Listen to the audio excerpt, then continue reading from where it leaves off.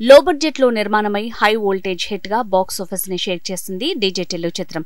Script లో కూడా తన కంట్రిబ్యూషన్ తో సత్తా చాటాడు హీరో సిద్ధు జొన్నలగడ్డ. హీరోయిన్ గా నటించిన నేహా శర్మ యూత్ ని ఓ రేంజ్ లో ఫిదా చేసింది. బోల్డ్ కంటెంట్ ని గోల్డెన్ ఛాన్స్ లా ఎంజాయ్ చేస్తూ నటించేసింది. బ్లాక్ బస్టర్ హిట్ అయిన డీజే టిల్లుకి సీక్వెల్ ని రూపొందించేందుకు సన్నాహాలు చేస్తున్నారు నిర్మాతలు. దర్శకుడు మారారు, కొత్త దర్శకుడిని సెలెక్ట్ చేశారని టాక్. రాధిక పాత్రలో ఎంతో సహజంగా ఒదిగిపోయింది నేహా శర్మ.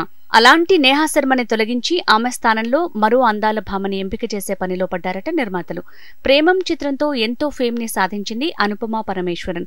ఆమెని రాధిక పాత్ర కోసం పరిశీలిస్తున్నారని తెలుస్తోంది. రీసెంట్ గా కార్తికేయ 2తో బ్లాక్ బస్టర్ ని అందుకుంది అనుపమ. ఆమెని డీజే టిల్లు 2లో హీరోయిన్ గా కన్ఫర్మ్ చేస్తున్నారా లేదా అనే విషయం ఇంకా తేలలేదు.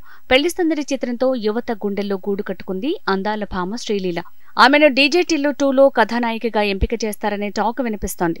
అయితే స్టార్ హీరోయిన్ కాగల అందం, ఫీచర్స్ ఉన్న శ్రీలీల మీడియం బడ్జెట్ చిత్రాల్ని ఓకే చేయకపోవచ్చునని చెప్తున్నారు విశ్లేషకులు.